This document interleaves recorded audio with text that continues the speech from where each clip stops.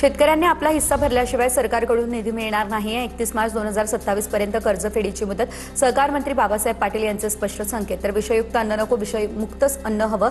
रासायनिक खतांच्या वाढत्या वापरावरती कृषी मंत्री दत्ता भरणे यांना लगावला टोला. केरळमध्ये पीएससी परीक्षार्थ्यांच्या मुद्द्यांवरती भाजप युवा मोर्चा आक्रमक. तर थेट मुख्यमंत्री व्ही डी सतीश मेनन यांच्या निवासस्थानावर धडक मोर्चा. आंदोलकांना पांगवण्यासाठी पोलिसांकडून वॉटरगनचा वापर. तर भाजप युवा मोर्चाकडून मुख्यमंत्र्यांच्या निवासस्थानापर्यंत मोर्चा.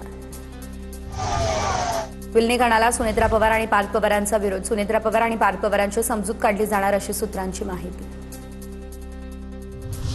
नेतृत्व कोणता गट करणार यावरून एनसीपीचं विलगीकरण रखडलं. यावरती तोडगा काढण्याचं काम सुरू अशी सूत्रांची माहिती. विद्यार्थी आंदोलनामुळे चर्चा तात्पुरती खंडित अशी सूत्रांची माहिती. सिंधुदुर्ग, गोवा, धारगड बूथ तोडफोड प्रकरणी मंत्री नितेश राणेंची निर्दोष मुक्तता. म्हापसा न्यायालयाचा हा निर्णय. म्हापसा न्यायालयानं अजामीनपात्र वॉरंट जारी केलेलं. तर नितेश राणेंसह 9 जणांची निर्दोष मुक्तता करण्यात आली.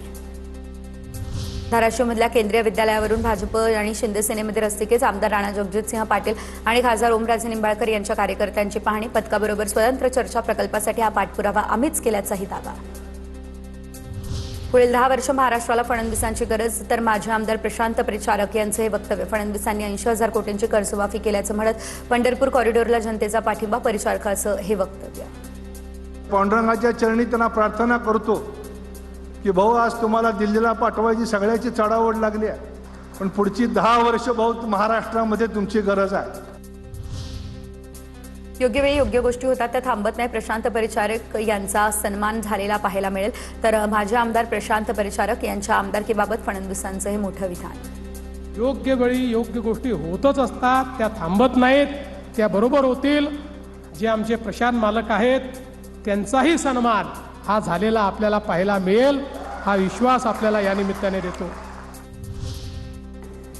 धर्मेंद्र प्रधान यांनी राजीनामा दिलाच पाहिजे. महेश सावंतांची मागणी. वांगचूक यांनी उपोषण मागे घेतलं, परंतु लढा सुरू आहे आणि हा लढा 2029 पर्यंत सुरू राहणार. महेश सावंतांची प्रतिक्रिया. आम्ही लिहिणार आहे धर्मेंद्र प्रधानचा इस्तीफा दो. भारतासाठी चांगलं काम केलंय, त्यामुळे तुम्ही तुमचा राजीनामा द्या असं लिहिणार आहे. हा निषेध 2029 पर्यंत असाच राहणार आहे. पुढे टॉप 9 मोठ्या बातम्या. शिर्डीमध्ये चित्रपटाच्या शूटिंग दरम्यान वाद झाला. साई समाधीवर बसल्यानं अभिनेता संजय मिश्रावरती ग्रामस्थ संतप्त झाले. पालकमंत्री विखे पाटलांकडून चौकशीचे निर्देश. अशोक खरातनं ज्योतिष किंवा अंकशास्त्राचे कोणतेही शिक्षण नसताना भोंदूगिरी केली. भोंदू अशोक खरातची कबुली. स्वतःच्या पैशातून कुटुंबातील सदस्यांच्या नावावरती अनेक मालमत्ता खरेदी केल्याचं मान्य केलं. उपसभापती सचिन अहिर यांच्या घरामध्ये तब्बल 2,65,00,000 चोरी. 24 वर्षांपासूनचा विश्वासू नोकर अटकेत. तर गुन्हे शाखेकडून अधिकचा तपास या संदर्भात सुरू. मुंबई महापालिकेच्या उपाहारगृहाला टाळं. तर 15 दिवसांसाठी उपाहारगृहाचा परवाना रद्द. ताकात मासे आणि कांदा भजीमध्ये प्लास्टिक आढळलं, त्यामुळे एफडीएची ही कारवाई. केईएम रुग्णालयामध्ये आता नोव्हेंबर 2026 पासून आरएमसी शवविच्छेदन सेवा सुरू होणार. महाराष्ट्रामध्ये पहिल्यांदाच चिरफाड न करता शवविच्छेदन करण्याची सुविधा होणार उपलब्ध. या पद्धतीत सिटी स्कॅन, एमआरआय आणि 3D इमेजिंगच्या मदतीने मृत्यूचं कारण देखील शोधलं जाईल. पावसाळी मासेमारी बंदीचं उल्लंघन केल्याप्रकरणी वर्सोवा खाडीबाहेर 3 ट्रॉलर्सवरती कारवाई करण्यात आली. तर सागरी पोलीस, महाराष्ट्र सागरी मंडळ आणि परवाना अधिकाऱ्यांची संयुक्त कारवाई. काही नौकांवरती आवश्यक कागदपत्र देखील आढळलेली नाही. मुसळधार पावसामुळे वसई विरारचा पाणीपुरवठा पूर्णतः ठप्प. महावितरणचा वीज पुरवठा खंडित झाला, त्यामुळे जलयोजना बंद. सूर्या प्रकल्प, कवडास, धामणी आणि धुकटण या केंद्राची वीजही बंद. पाणी काटकसरीने वापरावं असं आवाहन. राज्यात जुलै महिन्यामध्ये 7 वेळा भूकंपाचे धक्के. 6 धक्के एकट्या हिंगोली जिल्ह्यामध्ये बसले. पालघरमध्ये अरबी समुद्रामध्ये 5 किलोमीटर खोलीवरती भूकंप झाल्याची नोंद. तर हिंगोली आणि पालघरमध्ये भूकंपाच्या धक्क्यांची तीव्रता वाढली. धाराशिवमध्ये केंद्रीय विद्यालयावरून महायुतीमध्ये श्रेयवाद. भाजप आणि शिंदेसेनेत रस्सीखेच. आमदार राणा जगजितसिंह पाटील आणि खासदार ओमराजे निंबाळकर यांच्या कार्यकर्त्यांची पाहणी. पथकासोबत स्वतंत्र अशी चर्चा.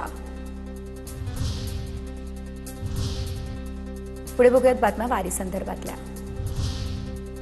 मुख्यमंत्री देवेंद्र फडणवीस विठ्ठलाच्या पूजेसाठी पंढरपुरात पोहोचले. फडणवीसांनी सपत्नीक वारकऱ्यांसोबत फुगडी खेळली. वारकऱ्यांसोबतही ठेका धरला. आषाढी एकादशीच्या शासकीय महापूजेची तयारी पूर्ण. महापूजा संपन्न करण्याचा मान यंदा श्री विठ्ठलाकडे 7 पुजारी आणि रुक्मिणी मातेकडे 7 पुजारी मंडळींना. आषाढी वारीनिमित्त मंत्री गिरीश महाजन यांनी घेतला मंदिर परिसराचा आढावा. स्वतः बुलेट चालवत पंढरपूर या ठिकाणच्या मंदिर परिसराची पाहणी केली. वारकऱ्यांची कुठे गैरसोय होऊ नये यासाठी सरकारकडून खबरदारी.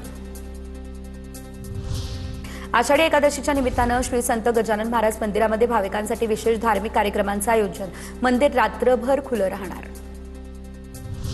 संत ज्ञानेश्वर महाराजांच्या पालखीच्या दर्शनासाठी वाखरीमध्ये भाविकांची गर्दी. पालखीचं पंढरपूरकडे प्रस्थान, तर पोलिसांचा बंदोबस्त देखील तैनात.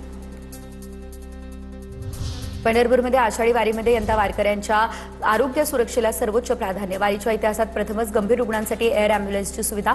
आपत्कालीन परिस्थितीमध्ये रुग्णांना अत्यल्प वेळेमध्ये उच्चस्तरीय रुग्णालयामध्ये हलवणं शक्य होईल. कोकणातून पंढरपूरला जाणाऱ्या वारकऱ्यांसाठी जिजाऊ शैक्षणिक आणि सामाजिक संस्थेकडून एसटी बस. कोकणातून जवळपास 300 एसटी बसेसची मोफत सेवा.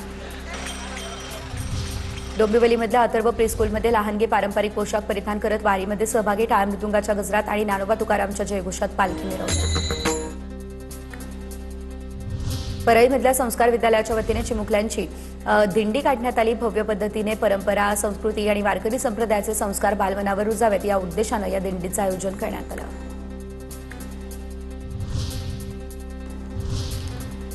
राज्यभरात पाऊस कोसळतोय. बघूयात काय अपडेट्स आहेत. महाराष्ट्रामध्ये पुढील 3 ते 4 दिवस मान्सून सक्रिय राहणार. पुणे घाटमाथ्यावरती अतिमुसळधार पावसाचा अंदाज. हवामान विभागाकडून पुण्यासाठी रेड अलर्ट. कोकण, सातारा आणि नाशिक घाटमाथ्यासाठी ऑरेंज अलर्ट जारी. ठाणे, पालघर, रायगड, नाशिक, साताऱ्यामध्ये मुसळधार पावसाची शक्यता. पुण्यात मुसळधार ते अतिमुसळधार पावसाचा अंदाज. रत्नागिरी, सिंधुदुर्ग, कोल्हापूरला पावसाचा येलो अलर्ट जारी. नाशिकमधल्या गोदावरी नदीला पूर. चांदोरीमधील हेमाडपंथी मंदिर पाण्याखाली गेलं. नदीने पात्र सोडलं, त्यामुळे नदीकाठावरील खंडेराव महाराज हे मंदिर 70% पाण्यामध्ये बुडालं. पुराचं पाणी परिसरातील शेतांमध्ये शिरलं. शेतीचंही नुकसान झालं. नाशिकच्या निफाडमधील नांदूर मध्यमेश्वर धरणातून 55,775 क्युसेकने पाण्याचा विसर्ग. गोदावरी नदीला पूर आला, त्यामुळे निफाड सिन्नर राज्यमार्गावरील पुलावरती पाणी पोहोचलं. पुलाच्या दोन्ही बाजूला वाहनांच्या लांबच लांब रांगा लागल्या. नाशिकमध्ये गोदावरी नदीला पूर आला, त्यामुळे निफाडमधील सायखेडा गावामध्ये पाणी शिरलं. सायखेडामधील 30 आणि चांदूरमधील 35 कुटुंबाचे सुरक्षित ठिकाणी स्थलांतर. नागरिकांना सतर्कतेचं आवाहन. पालघरच्या नागझरी या गावामध्ये आता पुराच्या पाण्यात अडकलेल्या मायलेकाची सुटका. परिसरात सूर्या नदीच्या पुराचा वेढा. दोघांकडून सकाळपासून झाडाचा आधार. अखेर दोघांची सुखरूप सुटका. पालघरमध्ये गेल्या 3 दिवसांपासून मुसळधार पाऊस. जिल्ह्यातील अनेक भाग 48 तासांपासून अंधारात. वादळी वाऱ्यामुळे फटका बसला. अहिल्यानगरमधल्या भंडारदरा धरणातून 15,000 क्युसेक पाण्याचा प्रवरा. नदीपात्रामध्ये विसर्ग. धरणाच्या पाणलोट क्षेत्रामध्ये जोरदार पाऊस, त्यामुळे धरण भरण्याच्या मार्गावरती. पुण्यातील चासकमान धरण हे 98% भरलं. 15,000 क्युसेकने भीमा नदीमध्ये पाण्याचा विसर्ग सुरू. नदीकाठच्या गावांना सतर्कतेचा इशारा. गेल्या काही दिवसांपासून घाटमाथ्यावरती मुसळधार पाऊस. सातत्यानं सुरू असलेल्या पावसामुळे नद्या, धरणं तुडुंब भरली आहेत. बघूयात. तिकडे पुणे जिल्ह्यामध्ये मुसळधार पाऊस. पुणे शहराला पाणीपुरवठा करणाऱ्या खडकवासला धरणातून मुठा नदीपात्रामध्ये विसर्गाला पुन्हा सुरुवात. मुठा नदीपात्रामध्ये 4,708 क्युसेक इतका पाण्याचा विसर्ग.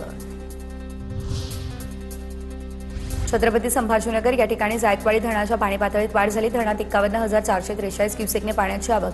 धरणामध्ये सध्या 32% इतका पाणीसाठा शिल्लक. नाशिकमधील भावली धरणानंतर भाम धरणही भरलं. धरणाच्या सांडव्यावरून पाण्याचा विसर्ग. धरण भरलं, त्यामुळे मराठवाड्याच्या पाण्याचा प्रश्न मिटला. सांगलीच्या चांदोली धरणाच्या पाणलोट क्षेत्रामध्ये सलग दुसऱ्या दिवशी दमदार पाऊस. वारणा धरणातील पाणीसाठ्यात वाढ. वारणा धरण 77.39% भरलं, तर धरणामध्ये 29.62 टीएमसी इतका पाणीसाठा जमा. सातारा जिल्ह्याच्या पश्चिम भागामध्ये पावसाचा जोर वाढला. वेण्णा नदीचे 2 पूल पाण्याखाली. कन्हेर धरण 90% भरलं, त्यामुळे धरणातून नदीपात्रात विसर्ग. साताऱ्याहून मस्बे गावाकडे जाणारा पूल आणि अहमदाबादवरून किडगावकडे जाणारे दोन्ही पूल हे पाण्याखाली गेले.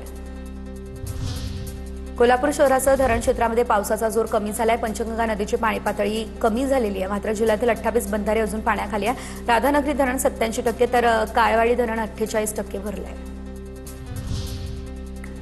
धुळ्याच्या साक्री तालुक्यातील पांझरा मध्यम प्रकल्प रात्री 100% भरला. धरणातून 369 क्युसेकने पाण्याचा विसर्ग झालाय. पांझरा नदीकाठच्या नागरिकांना सतर्क राहण्याचं आवाहन करण्यात आलं आहे. पालघर जिल्ह्यामध्ये मुसळधार पाऊस त्यामुळे धरणं भरलेली आहे. यामध्ये सूर्या, वैतरणा आणि तांसा नद्यांच्या पाणी पातळीत वाढ झाली आहे. धामणी, कवडास, मोडकसागर आणि तांसा धरणांमधून मोठा पाण्याचा विसर्ग होतोय. नदीकाठच्या गावांना सतर्कतेचा इशारा देण्यात आला आहे. कर्नाटकमधील अलमट्टी धरण 89% भरले. धरणातून 67,500 क्युसेकने पाण्याचा विसर्ग सुरू आहे. धरणामध्ये 73,162 क्युसेकनं पाण्याची आवक सुरू आहे.